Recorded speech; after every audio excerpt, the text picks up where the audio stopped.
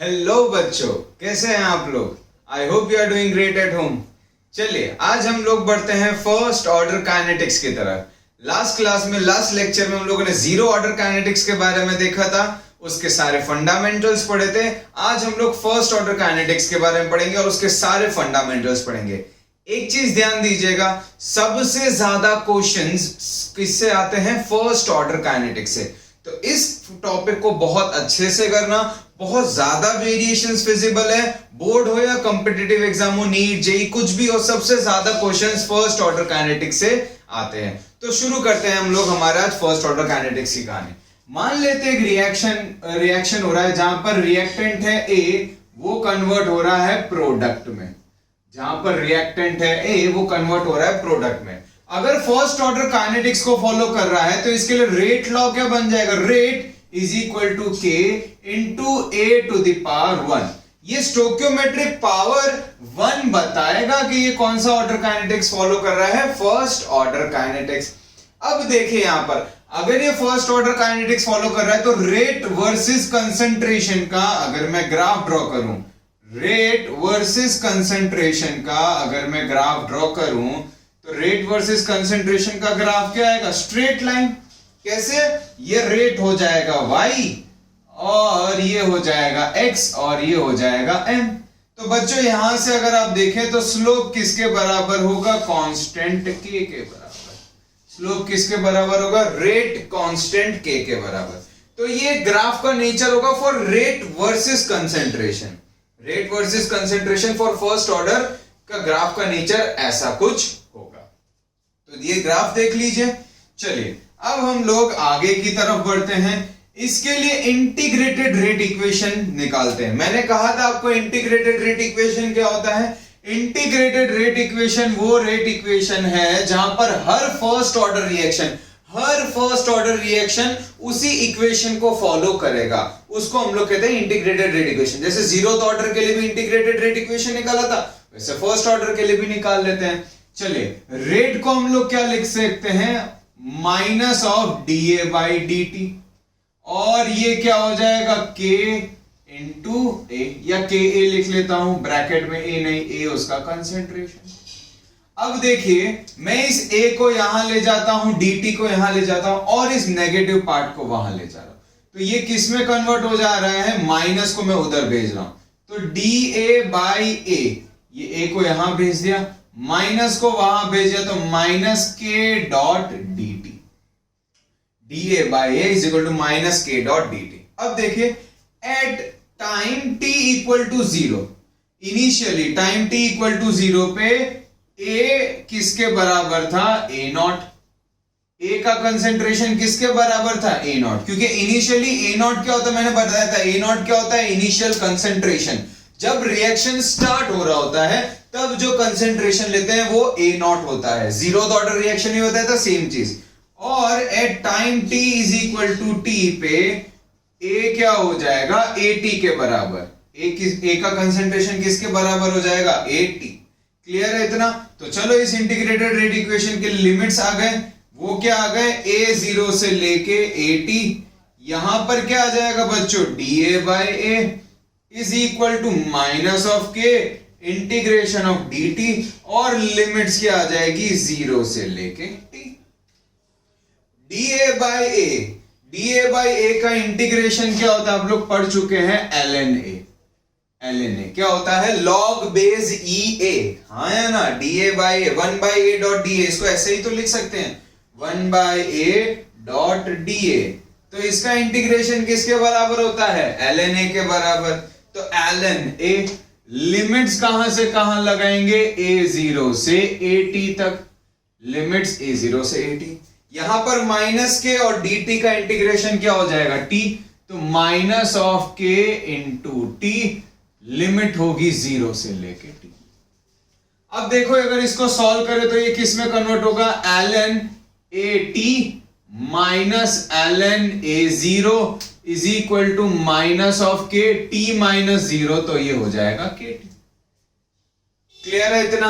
अब देखो तो ये था इंटीग्रेटेड रेट। अब इसको किस किस फॉर्म में लिख सकते हैं? सबसे पहला form ln a is equal to ln a0 minus of K T. तो ये एक फॉर्म है जो आपको पता होना चाहिए, इसको मैंने वहां भेज दिया है। क्लियर है इतना? ये पहला फॉर्म। दूसरा फॉर्म हम लोग क्या करते हैं, ध्यान देना, ध्यान दीजिएगा बच्चों। ये माइनस को यहां पर भेज दे रहे हैं, ये माइनस को यहां पर भेज दे रहे हैं, तो ये क्या हो जाएगा, ln a0 minus ln at is equal to K T. ठीक है, ये देखो, ये माइनस को यहां भेज दे रहे हैं, तो ये माइनस हो जाएगा और ये माइनस माइनस प्लस। अब देखना ये किस में कन्वर्ट हो जाएगा, ln a0 by at is equal to K T. ये एक लॉग की प्रॉपर्टी है, log a minus log b हो जाता है log a बाई b। तो ln a minus ln b हो जाएगा ln a by b is equal to K T. Clear है इतना? अब देखिए ln को आपको पता है, अगर log में कन्वर्ट करते हैं तो क्या हो जाता है, 2.303 log of a0 by at is equal to K T. अगर log बेस e को log बेस 10 में कन्वर्ट करते तो हम लोग किससे मल्टीप्लाई करते हैं, 203। क्लियर है? 2.303 से, सॉरी 2.303 से मल्टीप्लाई करते हैं जब log बेस e को किस में कन्वर्ट करते हैं, log बेस 10। तो ये था हमारा दूसरा इंटीग्रेटेड रेट इक्वेशन जो आपको पता होना चाहिए। ये है पहला।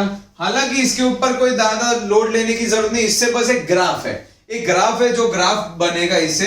हालांकि मेजर इक्वेशन आपको ये ही ध्यान रखना है, या तो ये या ये, दोनों में कोई फर्क नहीं है, log बेस e है, ये log बेस 10 है। अब अगर इससे हमें कभी टाइम निकालना हो, क्या निकालना हो, टाइम निकालना हो, तो कैसे कन्वर्ट, देखो क्या हो जाएगा, t क्या हो जाएगा, 2.303 बाई के log of a0 by at। अगर t निकालना हो तो k यहां पर आ जाएगा। ठीक है, कि रिएक्शन में पूछ लिया गया है कि यहां से यहां तक जाने में कितना टाइम लग रहा है, तो ये मैं फिर सजेस्ट नहीं करूंगा, आपको मेमोराइज नहीं करना है, पता होना चाहिए ऐसा कोई फॉर्म होता है, मेमोराइज नहीं करना है, बस ये इक्वेशन को मेमोराइज करना है, एक ये इक्वेशन को मेमोराइज करना है। ठीक है, और इसी से ये आ रहा है, कोई फर्क नहीं, और एक इसको ध्यान में रखना है। क्लियर है? जल्दी से इतना देख लीजिए बच्चों। तो ये है integrated rate equation for first order reaction. ये दोनों ही क्या है, integrated rate equation for first order reaction. मतलब जितने भी फर्स्ट ऑर्डर रिएक्शन है हम लोग उसके ऊपर ये इक्वेशन के थ्रू या तो टाइम निकाल सकते हैं, या उस टाइम के बाद कितना कंसेंट्रेशन बचेगा वो निकाल सकते हैं। क्या ये इतना क्लियर है बच्चों? तो ये है integrated rate equation for first order reaction. जल्दी से इसको कॉपी कर लीजिए, जल्दी से।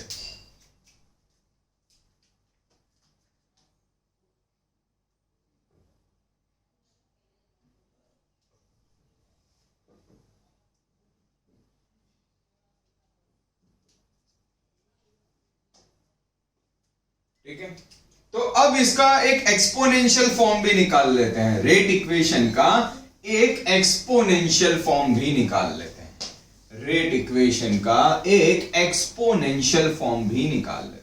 और एक्सपोनेंशियल फॉर्म भी इसी से आएगा, एक्सपोनेंशियल फॉर्म भी इसी से आएगा। कैसे आएगा वो देखो, हम लोगों ने लिखा था ln at minus ln a0। मैं एक काम करता हूं, टॉपिक भी डाल देता हूं, एक्सपोनेंशियल फॉर्म।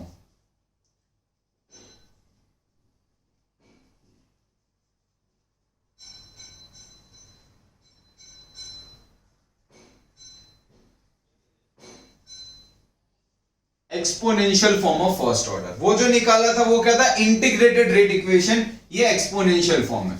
हम लोगों ने क्या किया था, ln at minus ln a0 is equal to minus of K T. ये एक इक्वेशन आएगा। इसको अगर मैं लिखूं तो ऐसे भी लिख सकता हूं, देखो ln at by a0 is equal to minus of K T. ln at by a0 is equal to minus of K T. अब देखो ये क्या हो जाएगा पता है, at by a0 is equal to e to the power minus K T. ये क्या हो जाएगा, at by a0 is equal to e to the power minus K T. I hope आपको ln को कैसे सॉल्व करते हैं मैथ्स में आप लोगों ने पढ़ा होगा। ln को कैसे सॉल्व करते हैं आपने मैथ्स में पढ़ा होगा। और फाइनली ये इक्वेशन किस में तब्दील हो जाएगा, AT is equal to A0 e to the power minus KT। तो ये हो जाएगा exponential equation, exponential form for first order reaction. ये हो जाएगा आप लोग के लिए एक्सपोनेंशियल, हाँ है ना। ln को अगर मैं यहाँ पर ln AT by A0 है तो AT by A0 क्या हो जाएगा, e to the power minus KT। Clear है इधर, हाँ है ना। तो ये आ गया एक्सपोनेंशियल फॉर्म। तो बच्चों इंटीग्रेटेड रेट इक्वेशन भी आ चुका है, एक्सपोनेंशियल फॉर्म भी आ चुका है। क्लियर है इतना, जल्दी से इसका स्क्रीनशॉट ले लीजिए, ले लीजिए जल्दी से स्क्रीनशॉट ले लीजिए। बढ़े आगे, चलिए आगे बढ़ते हैं। अब हम लोग जैसे लास्ट क्लास में जीरोथ ऑर्डर के लिए सारी चीजें की थी ना, वैसे ही फर्स्ट ऑर्डर के लिए भी करेंगे। जैसे क्या क्या करेंगे, हाफ लाइफ निकालेंगे। हाफ लाइफ, आपको हाफ लाइफ तो क्या होता है वो तो पता ही होगा। हाफ लाइफ क्या होता है वो आपको पता ही होगा, हाँ या ना। Time taken for the reaction to get का half, time taken for the reaction to get half, मतलब आधा रिएक्शन कंप्लीट होने में जो टाइम लगता है उसको हाफ लाइफ बोलते हैं, या रिएक्टेंट्स को आधा होने में जितना टाइम लगता है उसको हाफ लाइफ बोलते हैं। ठीक है, तो हाफ लाइफ के लिए इनिशियल t इक्वल टू 0 पे कंसंट्रेशन A किसके इक्वल होगा, A0 के, और initially t equal to t half, half life पर AT किसके इक्वल हो जाएगा, A0 बाई 2। हाफ लाइफ पर AT किसके इक्वल हो जाएगा, A0 बाई 2 के इक्वल, क्योंकि हाफ लाइफ के बाद उसका कंसंट्रेशन क्या हो जाएगा, हाफ। ये तो हाफ लाइफ कहता है time required for the concentration to get half. अगर मैंने इनिशियली x कंसंट्रेशन लिया था, x से x बाई 2 तक जाने के लिए जो टाइम लगता है उसको हाफ लाइफ कहते हैं। x से x बाई 2 तक जाने के लिए जो टाइम लगता है उसे हाफ लाइफ कहते हैं। क्या इतना क्लियर है? हाफ लाइफ क्या हो गया, x से x बाई 2 जाने के लिए। अब देखिए कैसे करेंगे, इंटीग्रेटेड रेट इक्वेशन लिख लेते हैं पहले तो। वो क्या है, 2 या फिर एक काम करते हैं ऐसे लिखते हैं, ln A0 by AT is equal to KT। अब हाफ लाइफ के फंडामेंटल्स लिख लेते हैं, ln A0, AT कितना हो जाएगा, A0 by 2 is equal to K into T क्या हो जाएगा, T हाफ। अब देखिए A0 से A0 का 2 ऊपर चला जाएगा तो ये हो गया ln 2 which is equal to K into T half. तो T हाफ का फॉर्मूला आ गया मेरे पास, T हाफ का हाफ लाइफ का फॉर्मूला आ गया ln 2 by K। T half का फॉर्मूला आ गया ln 2 by K। ln 2 by K का वैल्यू कितना होता है, 0.693। कितना होता है, 0.693 बाई K। अब ये 0.693 कैसा है वो भी बता देता हूं। ln 2 होगा 2.303 log ऑफ 2। ln क्या होता है, 2.303 log 2, और log 2 की वैल्यू हमें पता है कितनी होती है, 0.3010। तो जब ये और ये मल्टीप्लाई होंगे तो ये वैल्यू आएगी। तो आपको ध्यान रखना चाहिए T हाफ किसके इक्वल होता है, ln 2 by K, that is 0.693 by K। मजेदार चीज ये देखो कि यहां पर कंसेंट्रेशन का कोई टर्म नहीं है। जीरोथ ऑर्डर रिएक्शन को ध्यान रखो तो जीरोथ ऑर्डर का जो हाफ लाइफ था वो था A0 बाई 2K। तो उसमें क्या आया था हमारे लिए कि half life is directly proportional to concentration. यहां पर हाफ लाइफ कंसेंट्रेशन के ऊपर डिपेंड ही नहीं कर रही, वो तो एक कांस्टेंट वैल्यू है, सिर्फ K के ऊपर डिपेंड कर रही है, और K खुद एक कांस्टेंट होता है। तो ये एक बहुत ही मजेदार चीज है जो आपको हैशटैग नोट करना है, नोट करना है, बहुत ही इंपॉर्टेंट चीज है। क्या कहता है ये note, T half for first order reaction, T half for first order reaction is independent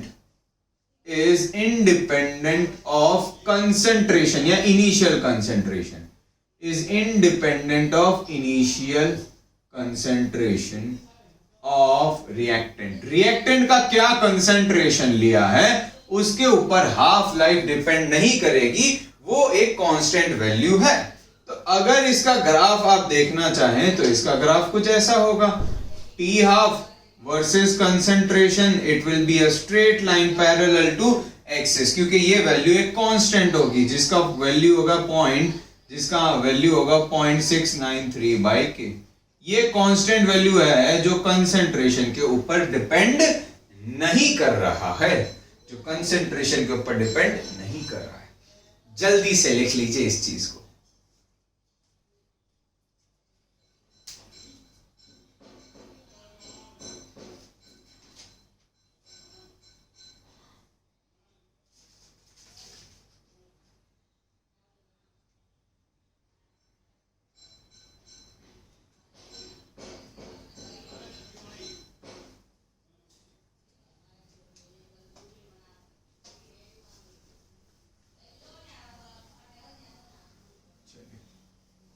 अब कुछ ग्राफ्स देख लेते हैं फर्स्ट ऑर्डर रिएक्शन के, ठीक है। तो graphs of first order reaction, graphs related to first order reaction. पहले इक्वेशन लिख लेते तो ग्राफ आ जाएगा इजीली। पहला इक्वेशन क्या था, AT is equal to A0 e to the power minus KT। दूसरा इक्वेशन क्या था, ln AT is equal to ln A0 minus KT। ये दो इक्वेशन थे हमारे पास। एक और इक्वेशन था ln A0 by AT, ये तीनों एक दूसरे के भाई हैं, फॉर्म्स ही हैं, is equal to KT। तो पहले मैं कुछ छोटे छोटे ग्राफ ड्रॉ कर रहा हूं, देखिएगा ध्यान से। ये जो ग्राफ है बच्चों वो है रेट वर्सेस टाइम के। ये क्या है, रेट वर्सेस टाइम के। पहले जो मैंने ड्रॉ किया था वो रेट वर्सेस कंसेंट्रेशन के था, अब ये जो है वो रेट वर्सेस टाइम के है। अगर आप देखो बच्चों, रेट वर्सेस जो टाइम का ग्राफ होगा वो ऐसे कुछ होगा, क्योंकि टाइम के साथ रेट क्या होती जाएगी, कम। टाइम के साथ रेट क्या होती जाएगी, कम। आप बोलोगे सर बताओ कैसे टाइम के साथ रेट कम होती जाएगी। तो देखो आप लोग, देखना ध्यान से, देखना। रेट किसके प्रोपोर्शनल है, rate is equal to k into ए, ठीक है। और ये कि ए किसके इक्वल हो जाएगा, इसके इक्वल। ये ए किसके इक्वल हो जाएगा, A0 into e to the power minus KT। तो देखो रेट जो है वो k के एक्सपोनेंशियली नेगेटिव पावर है, इसीलिए क्या हो रहा है, कम। जो ये रेट है वो k के एक्सपोनेंशियली नेगेटिव, टाइम के एक्सपोनेंशियली है और वो भी नेगेटिव है, ठीक है बच्चों। जो रेट है वो t के एक्सपोनेंशियली डिपेंड कर रही है, वो भी नेगेटिव पावर में। तो नेगेटिव पावर में एक्सपोनेंशियली डिपेंड कर रही है, मतलब वो कम हो रहा है। अगर पॉजिटिवली डिपेंड कर रही होती तो ऐसे बढ़ता, ठीक है, ऐसे बढ़ता। और नेगेटिवली डिपेंड कर रही है मतलब ये ऐसे कम हो रहा है। तो ये था रेट वर्सेस टी का ग्राफ। अब दूसरा ग्राफ और कुछ देख लेते हैं, और कुछ ग्राफ। ये है कंसेंट्रेशन। चलो थोड़ा सा स्पेस ले लेते हैं तो अच्छा रहेगा।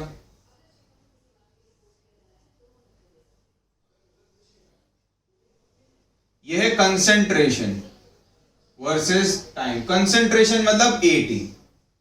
तो AT वर्सेस T का भी जो ग्राफ है वो भी क्या होगा, एक्सपोनेंशियल। AT वर्सेस T का भी जो ग्राफ होगा वो एक्सपोनेंशियली होगा।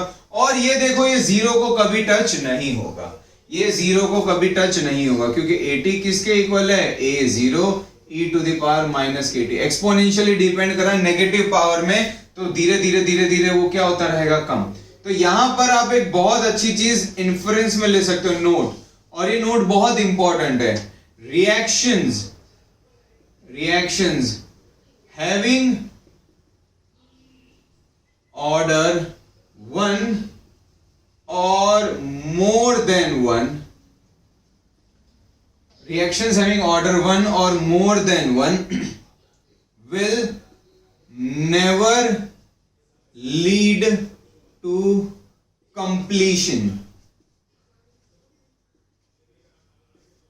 मतलब ऐसे रिएक्शन 100% कंप्लीट नहीं होंगे, ऐसे रिएक्शन 100% कंप्लीट नहीं होंगे, क्योंकि एक्सपोनेंशियली ग्राफ कभी भी इस बेस लाइन को टच नहीं कर सकता। एक्सपोनेंशियली ग्राफ इस बेस लाइन को टच नहीं कर सकता, तो ऐसे रिएक्शन कभी भी 100% कंप्लीट नहीं होंगे। क्या इतना क्लियर है? मैथ्स में पढ़ा होगा आप लोगों ने कि जो एक्सपोनेंशियल ग्राफ्स होते हैं वो बेस को कभी टच नहीं करते। कैसे टच नहीं करते हैं आप खुद देख लो। अगर मैं इसको अगर मैं इस t को 0 रखता हूं, ये t को 0 रखता हूं, तो ये जो वैल्यू है वो क्या हो जाएगी? इंफिनिटी। ये जो वैल्यू है वो क्या हो जाएगी? इंफिनिटी। तो इंफिनिटी भी टच नहीं करेगा। और अगर मैं इसको 0 रखता हूं तो t क्या हो जाएगा? इंफिनिटी। तो ये चलता रहेगा। अगर इसको 0 रखता हूं तो ये इंफिनिटी, और इसको 0 रखता हूं तो ये इंफिनिटी। तो इनफाइनाइट टाइम के बाद कंप्लीशन होगा, और वो इनफाइनाइट टाइम तो होता नहीं है हमारे पास, हमें पता है वो हमेशा चलता रहेगा। इसीलिए रिएक्शन जिनका ऑर्डर 1 या 1 से ज्यादा है वो कभी भी 100% कंप्लीट नहीं होंगे। स्टेटमेंट बहुत ही इंपॉर्टेंट है, पता होनी चाहिए। चलिए नेक्स्ट ग्राफ देख लेते हैं। तो मैं इन दोनों ग्राफ्स को हटा देता हूं।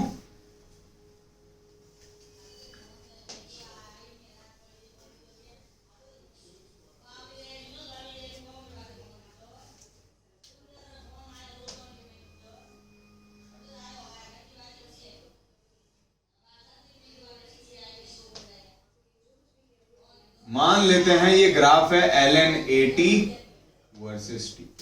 ln80 वर्सेस t मतलब हम लोग ये यूज कर सकते हैं। ln80 वर्सेस t में हम लोग ये ग्राफ यूज कर सकते हैं, ये इक्वेशन। इसमें देखो ये जो है वो y एक्सिस पे है, t जो है वो x एक्सिस पे है। तो ये क्या हो जाएगा? स्लोप, और ये क्या हो जाएगा? Constant c। ये क्या हो जाएगा? m स्लोप, और ये क्या हो जाएगा? Constant c। तो ये जो ग्राफ बन रहा है वो क्या बन रहा है? y is equal to minus M X plus C का। ये देखो minus M X plus C. Minus M X plus C का जो ग्राफ होता है वो ऐसा कुछ होता है। ठीक है, minus M X plus C का जो ग्राफ होता है वो ऐसा कुछ होता है। तो ये जो इंटरसेप्ट होगा ये किसके इक्वल हो जाएगा? ln a0 के इक्वल। ये जो इंटरसेप्ट होगा वो किसके इक्वल हो जाएगा? ln a0 के इक्वल।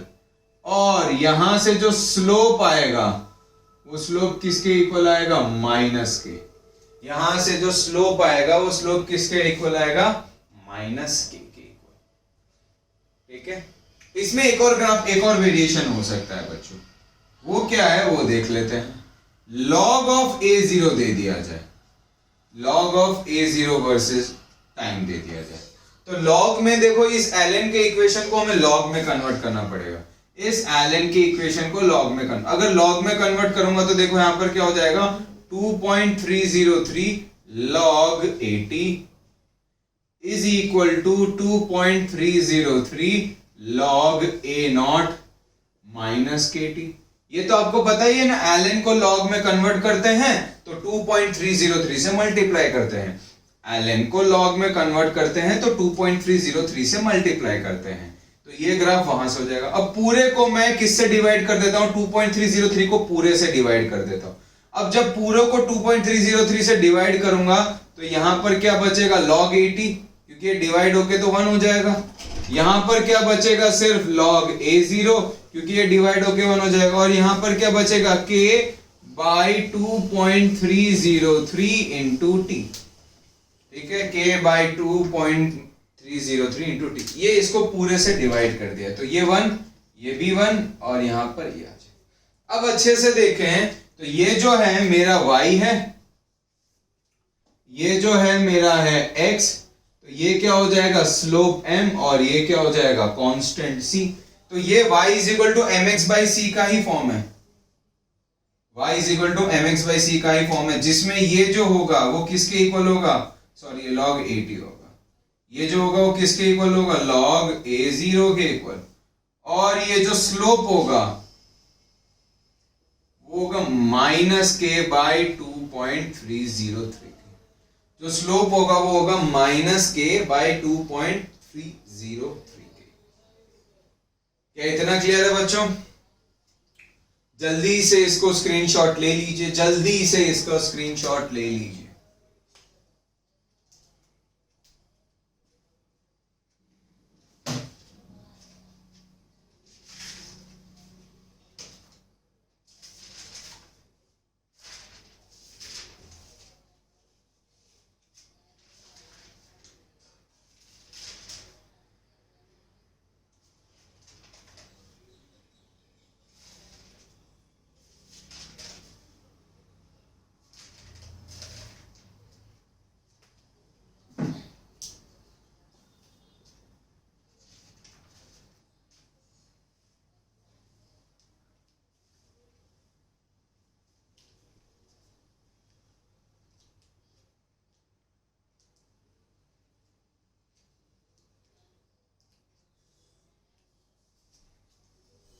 चलिए आगे बढ़ते हैं हम लोग।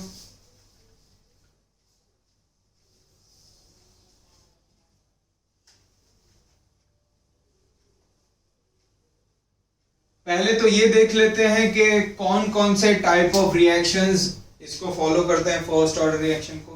तो दो एग्जांपल्स है जो आपको पता होनी चाहिए। सबसे पहला एग्जांपल, सारे radioactive reactions, radioactive decay, all radioactive decay follow first order reaction, all radioactive decay follow first. दूसरा, decomposition of water, decomposition of water, water का डीकंपोजिशन भी फर्स्ट ऑर्डर रिएक्शन फॉलो करता है। जैसे 2H2O decomposes to form H2 plus O2। ठीक है, तो ये भी फर्स्ट ऑर्डर रिएक्शन फॉलो करता है, मतलब rate will be equal to K into H2O to the power 1। ठीक है, तो ये दूसरा क्वेश्चन है जो। तीसरा, ये भी आप लिख सकते हो, डीकंपोजिशन ऑफ N2O5, ये भी फर्स्ट ऑर्डर रिएक्शन फॉलो करता है। अगर आप बोर्ड्स पर्सपेक्टिव व्यू से ध्यान रखना चाहते हो तो सिर्फ एक ये ध्यान रखना, बोर्ड्स में ये दोनों कॉम्पिटिटिव में काम आएंगे। बोर्ड्स में तो पहला वाला ही मोर देन सफिशिएंट है, मोर देन सफिशिएंट। ठीक है, अब करें क्वेश्चंस कैसे आते हैं, चलो करते हैं। पहले तो मैं कुछ और छोटे छोटे आपको रिलेशंस दे देता हूं, तो उससे क्या है आपकी चीजें और क्लियर होती जाएगी। ठीक है, तो उससे क्या है, अप्लाई कैसे करना है वो और चीजें क्लियर होती है। Relation between T3/4 and T12। मैंने आपको बताया था T3/4 का मतलब क्या होता है, 75% कंप्लीट होना, T12 का मतलब 50% कंप्लीट होना। ठीक है, तो अब हम लोग क्या करेंगे, पहले इंटीग्रेटेड रेट इक्वेशन लिखेंगे दोनों के लिए, फिर कंपेयर करेंगे दोनों के लिए इंटीग्रेटेड रेट इक्वेशन को। दोनों के लिए इंटीग्रेटेड रेट इक्वेशन लिखेंगे, फिर कंपेयर करेंगे दोनों के लिए इंटीग्रेटेड रेट इक्वेशन। और इससे आप लोग ये भी सीखोगे कि कैसे लिखना है इंटीग्रेटेड।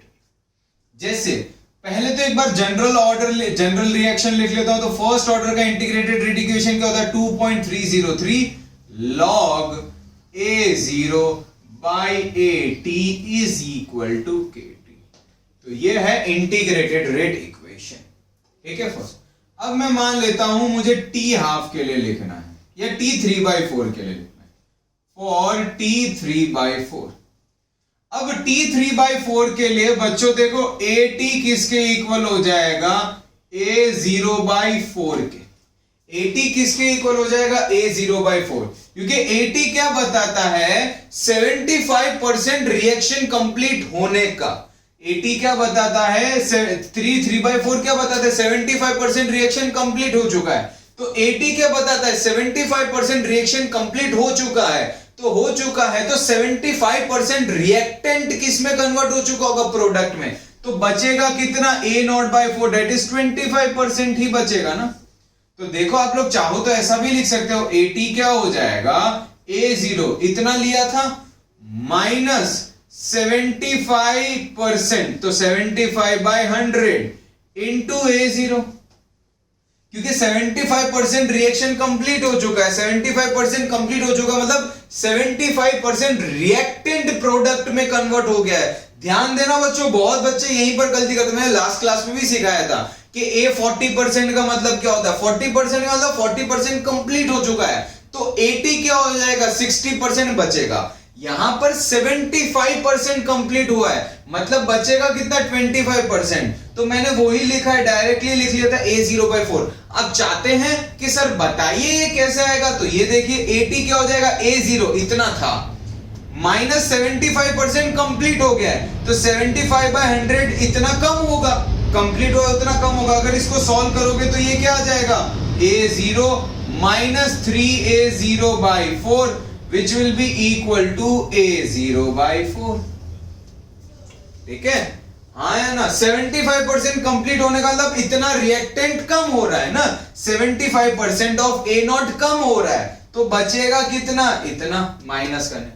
तो इसको A0 में रखेंगे। अब इसी इक्वेशन को मैं सॉल्व करता हूं, देखिए यहां पर 2.303 log of a0, at कितना हो जाएगा, a0 by 4 will be equal to k into t half, k into t half।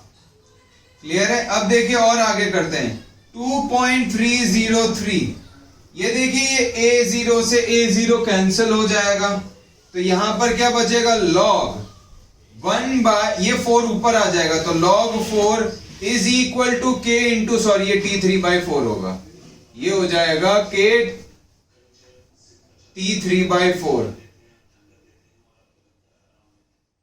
ठीक है बच्चों, अब देखिए यहां पर आगे बढ़ते हैं हम लोग, इसी को ऊपर ले जा रहा हूं मैं, 2.303 log 4 क्या हो जाएगा, log 4 क्या हो जाएगा, 2 log 2, log 4 कितना होता है, चलो मैं बोल देता, log 4 हो जाएगा 2 to the power 2 is equal to k t3 by 4। अब ये 2 बाहर आ जाएगा, तो ये क्या हो जाएगा, 2 into 2.303 log 2 is equal to k into t3 by 4। तो t3 by 4 किसके इक्वल हो जाएगा, देखिए 2 into 2.303 log 2 upon k। आप अगर देखेंगे तो ये किसके इक्वल है पता है, ये पूरा t हाफ के इक्वल है, ये जो पूरा है वो t हाफ के इक्वल है। कैसे t हाफ के इक्वल है वो देख लेते हैं। t हाफ किसके इक्वल था, ln 2 by k, याद है मैंने बताया था ln 2 by k, और ln 2 क्या होता है 2.303 log, ln 2 क्या होता है 2.303 log of 2 by k। तो ये और ये देखो सेम है, तो यहां से एक रिलेशन मिलेगा, that is t3 by 4 is equal to 2 times t half, t3 by 4 is equal to 2 times t half। तो ये रिलेशन एक बहुत इंपॉर्टेंट रिलेशन है जिसके ऊपर काफी बार क्वेश्चंस आते हैं। मैं एक बार फिर से आपको ये रिलेशन बता देता हूं ये कैसे आया। देखिए T3 by 4 मतलब 75% रिएक्शन कंप्लीट हो गया है, ठीक है, 75% कंप्लीट हुआ है, तो ये है इंटीग्रेटेड रेट इक्वेशन जो हमें यूज करना है। ये क्या है, इंटीग्रेटेड रेट इक्वेशन जो हमें यूज करना है। तो AT किसके इक्वल हो जाएगा, A0 by 4। वो A0 by 4 कैसा है, 75% कंप्लीट हुआ तो इतना लिया था, और 75% कंप्लीट हुआ मतलब 75% कम होगा, तो 75 by 100 ऑफ A0 कम होगा तो बचेगा इतना। इसी इक्वेशन में वैल्यूज रखनी है, सॉल्व करते हुए जाना है और इसको टी हाफ के फॉर्म में ले आना है। एक और चीज हो सकती थी, अगर आप इसको डायरेक्टली ln 2 ही रहने देते ना तो और आसान हो जाता। यहां पर डायरेक्ट ln 2 by k आ जाता तो आप लोग वो पहचान सकते थे ln 2 by k is T half. यहां पर डायरेक्ट ln 2 by k आ जाता तो आप पहचान सकते थे ln 2 by k is T half, तो चीजें और आसान हो जाती। बट एक बार इसको जल्दी से लिख लीजिए, आप चाहते तो मैं वही बोल रहा हूं, जैसे ये भी क्या हो जाता ln 2, ठीक है, ये ये ln 2 नहीं होता, ठीक है, यहां पर ln ही मतलब ये ln ही रखना था, सॉरी ln 2 नहीं, इसको ln ही रखना था, ln ही रखना था इसको, ln 2.303 log को ln a0 by 80 रखना था, इसको भी ln ही रखना था, इसको भी ln ही रखना था।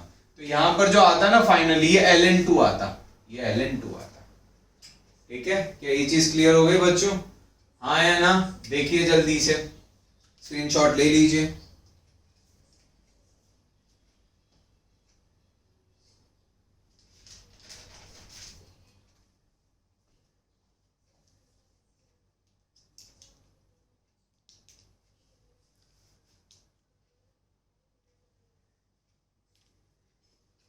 चलिए एक और रिलेशन देखते हैं,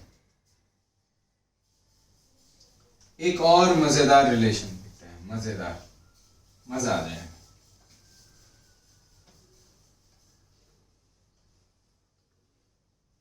और बहुत अच्छा क्वेश्चन है, पहले तो मैं उसका रिलेशन डिराइव करके दूंगा फिर क्वेश्चन कराऊंगा उसके ऊपर, और ये बहुत ही इंपॉर्टेंट क्वेश्चन है और इसके ऊपर कॉम्पिटिटिव हो या बोर्ड हो बहुत क्वेश्चन आते हैं। हैशटैग फोडू कॉन्सेप्ट, फोडू कॉन्सेप्ट।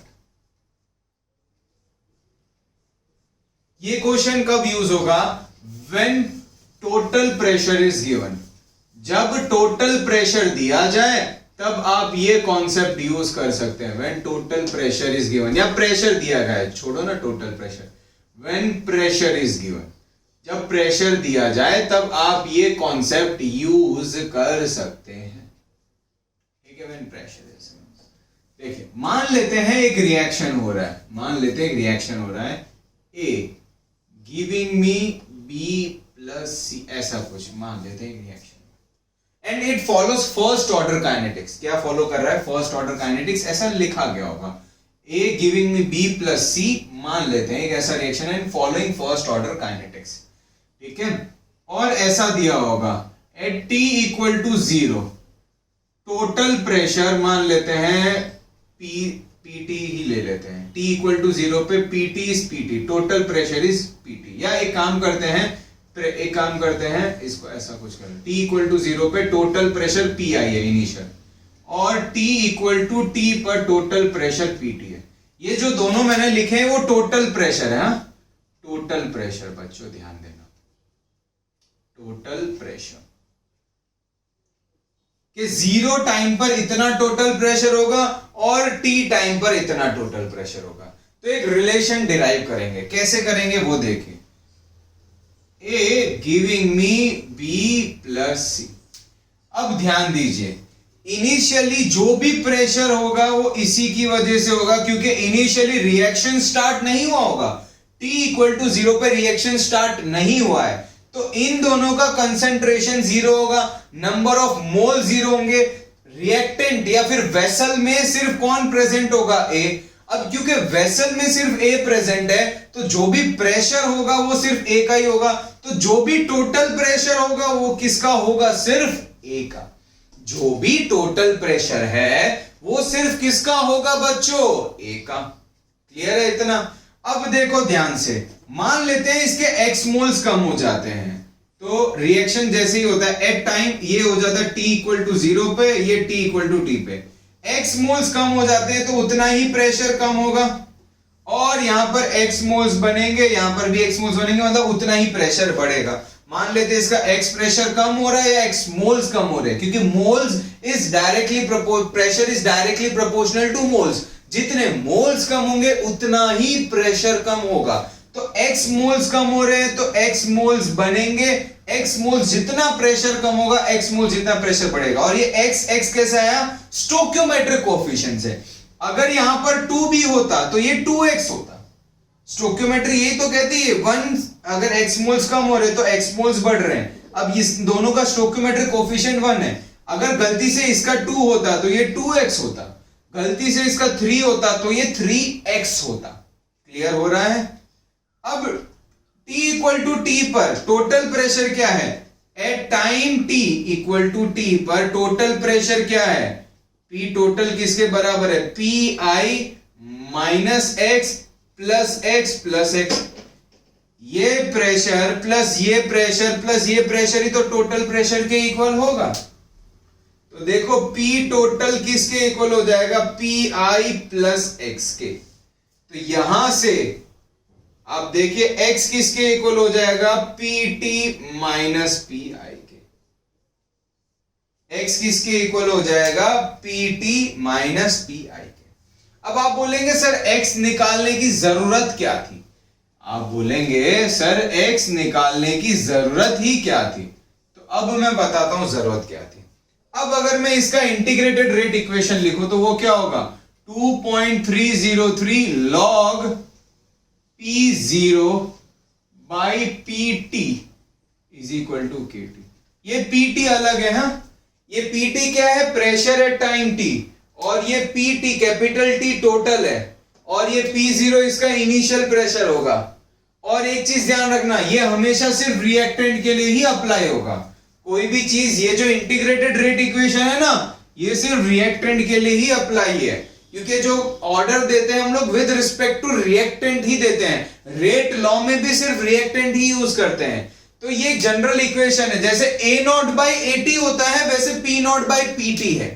जैसे A0 by AT यूज करते हैं ना कंसंट्रेशन के लिए, वैसे प्रेशर के लिए P0 by PT यूज कर रहे हैं। प्लीज इस पीटी को इस पीटी से इक्वल मत करना, ये दोनों अलग चीजें हैं। Pressure at time T equal to 0, pressure at time T equal to T, ये बता रहा है। और ये है total pressure at time T.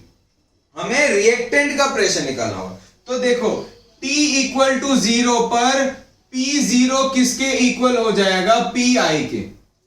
देखो ये ही तो P0 के इक्वल होगा ना, A का जो pressure time T equal to 0 पर, and time T equal to T पर ये जो प्रेशर होगा PT वो किसके इक्वल होगा? PI माइनस X के।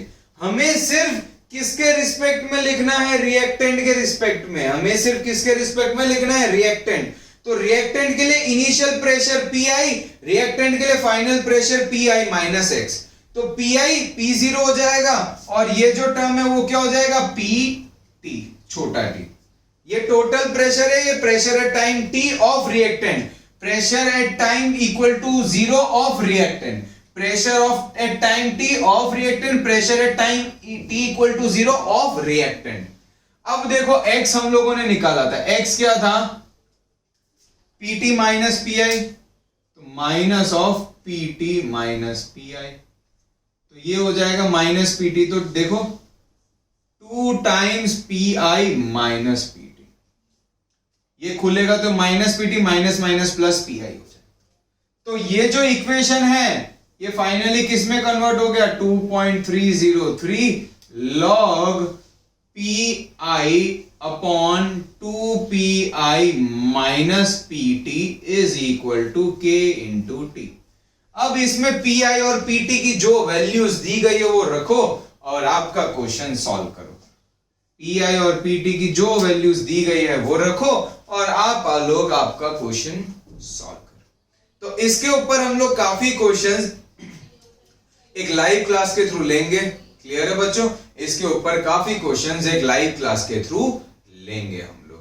कोई भी डाउट हो छोटे से छोटा तो मुझे पूछिए, ठीक है? आज के लिए इतना ही। This is all for today. Thank you बच्चों।